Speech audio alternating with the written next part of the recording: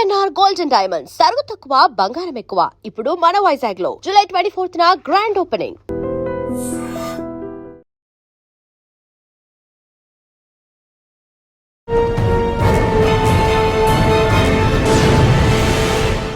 ఈ వారం మన guest one of the best police officer, పేరు R Giridhar garu, superintendent of police, eagle force.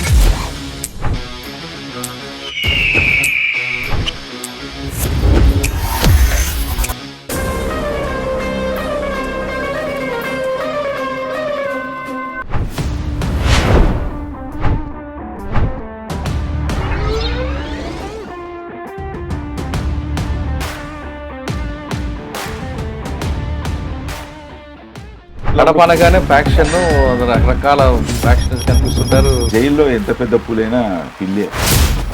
Congress party ఖైదీలు, టీడీపీ పార్టీ ఖైదీలు ఉండేది.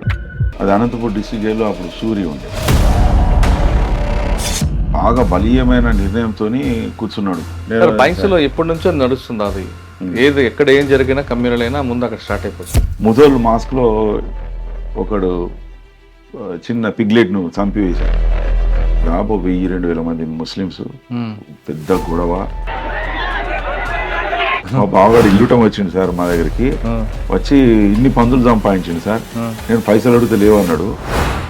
ఒక కంటైనర్ వెళ్తుంది, ఒక టాస్క్, దానిని తెలంగాణ పోలీసులు పట్టుకోవడం. హైదరాబాద్కు ఓజీ గాంజా తీసుకొని వచ్చి ఒకరు పట్టుబడ్డారు. మాకు ఒక కింగ్ పిన్ ముంబై నుండి ఇదంతా ఆపరేట్ చేస్తున్నాడు. కింగ్ పిన్ ఎవరితో మాట్లాడు. గురజాల్లో మీకు మర్చిపోయినా చెప్పండి. గురజాల్లో ఒకసారి 2 మర్డర్ కేసులండి. భార్యాభర్తలను మళ్ళీ సర్పంచ్ ఎలక్షన్స్ వస్తాయి, వీడు అడ్డం ఉంటాడని చెప్పి మా ఆర్గనైజ్డ్ క్రైమ్ అంటే ఒక కానిస్టేబులే ఒక దానిలో కేసులో ఇన్వాల్వ్ అయ్యింది. వాడి గురించి ఒక కారు పెట్టుకున్నాడు, ఈమెకు ఒక కారు కొనిచ్చాడు. అంటే వాడికి కారు వెనక వాడికి ఇంకొక కారు ఎస్కార్ట్, దానిలో ఒక 4 ఎదురు మనుషులు. Constable chain snatching. ఒక లేడీ ఆఫీసర్, రిటైర్డ్ ఆఫీసరు మార్కెట్కి పోయి వస్తున్నది నడుచుకుంటూ. భార్యాభర్తలు ఇద్దరు గోవాలో ఒక హోటల్లో దిగి ఫ్రెష్ అయ్యి బీచ్కి పోదామని బయటకు వచ్చేటప్పుడు మావాడు ఎదురుగా నిలబడ్డాడు. నా భార్య గోవా పోదామన్నది సార్, నా దగ్గర డబ్బులు లేవు. పట్టుకురావడం చేయడమేనా, లేదు అందులో శిక్షలు పడే విధంగా లీగల్ స్ట్రెంగ్త్ కూడా ఉందంటారు. రేవంత్ రెడ్డి సాబ్ వచ్చి అసలు దీన్ని ఎట్టి పరిస్థితుల్లో తెలంగాణలో గాంజా అని మాదక ద్రవ్యాలు ఉండొద్దు అన్నాడు. వాళ్ళలో సామాన్యుల పట్ల ఒకలాగా ఉంటుంది, సెలబ్రిటీలుగా దీనికి మరొకలాగా ఉంటుంది. ఇప్పుడు మీకు సామాన్యులు, సెలబ్రిటీస్, మీడియా కానీ ప్రపంచానికి ఆబ్జెక్టు, ఆపర్చునిటీ, అఫెండర్ 3 కలిస్తేనే క్రైమ్ అవుతుంది. ఒకసారి విమలక్క గారు కూడా వచ్చారు. అవి వచ్చి జైలర్ అన్నాం, మటన్ కర్రీలో ముక్కలు ఇవన్నో.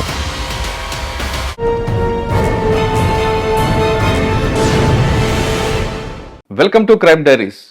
ఈ వారం మన guest one of the best police officer, పేరు R Giridhar garu, superintendent of police, eagle force. Eagle force అనేది తెలంగాణ గవర్నమెంట్ చాలా టాప్ ప్రయారిటీ ఇస్తుంది. ఎక్కడ గంజాయి ఉన్న, మత్తు పదార్థాలు ఉన్నా వాళ్ళు పట్టుకోవడం అనేది ఈగల్ ఫోర్స్ యొక్క ప్రత్యేక లక్ష్యం. గవర్నమెంట్ ఇచ్చిన టాప్ ప్రయారిటీలో ఈగల్ ఫోర్స్లో పనిచేస్తూ ఎక్కడ ఏ మూలలో ఉన్నా వాళ్ళు పట్టుకోవడం అనేది ఈగల్ ఫోర్స్ చేస్తున్న పనిలో గిరిధర్ గారి టీం చక్కగా పనిచేస్తుంది. ఈగల్ ఫోర్స్లో పనిచేయక ముందు గిరిధర్ గారు వనపర్తిలు చేశారు, అక్కడ తన మార్క్ ఉంది. అంతకన్నా ముందు పోలీస్ ఆఫీసర్గా ఆయన పోలీస్ ఆఫీసర్ కాకముందు జైల్ డిపార్ట్మెంట్లో పనిచేశారు, అక్కడ ఒక మార్క్ ఉంది. తర్వాత ముఖ్యంగా బాసార్లో పనిచేస్తున్నప్పుడు కమ్యూనల్ ఎలా కంట్రోల్ చేశారు. ఇవన్నీ చెప్పే ముందు ప్రస్తుతం ఈగల్ ఫోర్స్లో ఈ మధ్యన టాస్క్ ఎక్కువ అవుతుంది కాబట్టి ఎక్కువగా సప్లై డిమాండ్ మీద ఎక్కువగా ఈగల్ ఫోర్స్ ప్రయారిటీ ఇచ్చింది. అసలు డిమాండ్ లేకపోతే సప్లై కట్ అయిపోద్ది కదా అనే యాంగిల్లో ఈగల్ ఫోర్స్ పనిచేస్తుంది.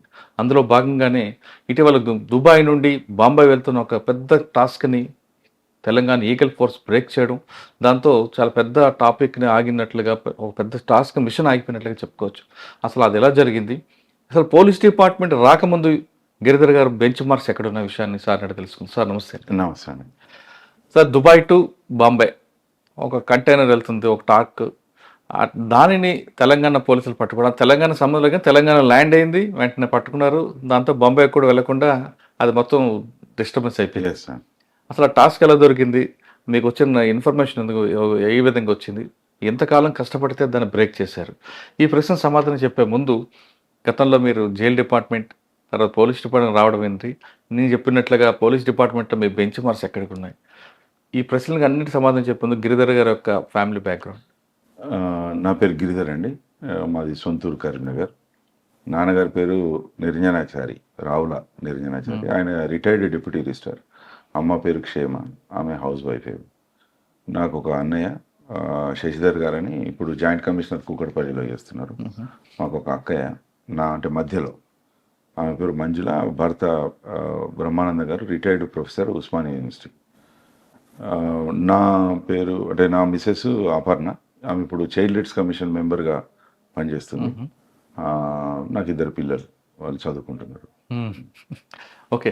పోలీస్ డిపార్ట్మెంట్‌కి ఎందుకు రావాలనుకున్నారు? అంటే చదువుకున్న తర్వాత వెళ్ళారు. మా పోలీసులందరికీ చిన్నప్పటి నుండి ఒక ఖ్వాయిష్ అంటే కాంక్ష ఉంటుంది పోలీస్ డిపార్ట్మెంట్లో పనిచేయాలని. అట్లే నాకు కూడా పోలీస్ డిపార్ట్మెంట్ మీద ఇంట్రెస్ట్ కొద్దిగా వచ్చిన. ఓకే. పోలీస్ డిపార్ట్మెంట్ రాకముందు మీరు జైల్ డిపార్ట్మెంట్కి వెళ్ళారు కదా, మరి అక్కడే ఉండకుండా ఇందులోకి ఎందుకు వచ్చారు? అది కూడా యూనిఫామ్ వేసుకోవచ్చు. అయితే బ్యాక్గ్రౌండ్ చదువు ఏంటంటే qualification master of social work, అంతకుముందు BSW bachelor of social work Hyderabad Roda Mistry కాలేజీలో చేశాను. తర్వాత ఎంఏ తెలుగు, తర్వాత జర్నలిజం కూడా చేయడం జరిగింది ఉస్మానియా యూనివర్సిటీలో.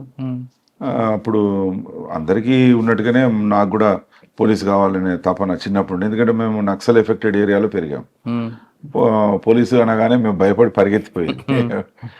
పోలీస్ జీప్ వస్తుందంటే అప్పుడు అది వెరైటీగా ఉండేది జీపు, జిప్సీ వచ్చేది. జిప్సీ వస్తుంది రో అనగానే అంతా పారిపోయేది ఇక్కడ. అట్లా పోలీస్ అంటే ఒక భీతి నుండి అరే మనం కూడా పోలీస్ కావాలా అనే ఒక ఆలోచన వచ్చింది. ఇంకా అది మనసులో ఉంది, కానీ అది ఎట్లా సాధించుకోవాలి ఏంది అనేది మనకు పెద్దగా అవగాహన లేదు. అయితే అన్నయ్య సివిల్స్ ప్రిపేర్ అవ్వడం, తర్వాత నాకు అరే గిరి నువ్వు తెలుగు చేయరా, నీకు ఒక పేపర్ గ్రూప్ 1 గిట్ట వస్తే ఒక ఆప్షనల్గా ఉంటుందని చెప్తే ఎంఏ తెలుగు చేయడం. తర్వాత మళ్ళీ కంటిన్యూ చేయాలి కదా ఫుడ్ కోసం, తెలుగు యూనివర్సిటీలో జర్నలిజం చేయడం. అప్పుడు నోటిఫికేషన్ రావడం, నోటిఫికేషన్లో అన్నయ్య నేను ఇద్దరం కలిపి చదువుకోవడం. ఆయనకేమో కమర్షియల్ ట్యాక్స్ ఆఫీసర్కి వచ్చింది, నాకేమో జైల్ డిపార్ట్మెంట్లో వచ్చింది. అప్పుడు నాకు కోచింగ్ లేకపోవడం వల్ల ప్లస్ ఆయన నోట్సే చదువుకున్నాను నేను. అంతమో అవగాహన లేదు, అంత ఎఫెక్టివ్గా ఇంటర్వ్యూ అన్నీ ఉంటాయి కదా, దాని ప్రకారం మనకు వచ్చింది జైల్ డిపార్ట్మెంట్లో. అప్పటికి నాకు పెళ్ళి అయిపోయింది. మా మిస్సెస్ ఇక లైఫ్ లాంగ్ జైలేనా అన్నది. తర్వాత అప్పుడు జైల్ డిపార్ట్మెంట్లోనే ట్రైనింగ్లో రాయవెల్లూరులో ట్రైనింగ్, అప్పుడే నోటిఫికేషన్ మళ్ళీ వస్తే మళ్ళీ అప్లై చేయడం జరిగింది. మళ్ళీ అప్లై చేస్తే మనకు సివిల్, నేను ఆడియో వారిలో ఏం పెట్టుకోలేదు. మాకు మెంటార్ వేముల శ్రీనివాసులు గారు, ఓఎస్డి టు సీఎం గారు, అన్నయ్య వీళ్ళని అడిగి ఏం పెట్టుకోంటే పెట్టుకోగలి డిఎస్పీ పోస్టులు 68 ఉన్నాయి, అందరికి మంచి పరిచయాలు ఉంటాయి, బాగా సర్వీస్ చేశాను. డిఎస్పీ అంటే జైల్ డిపార్ట్మెంట్ ఎంతకాలం పనిచేస్తారండి? నేను 3 ఏళ్ళు చేశానండి. 2007లో జాయిన్ అయ్యాను. రాయవెల్లూరులో ట్రైనింగ్ 12 నెలలు ఉండే. మేము 7 సభ్యులం.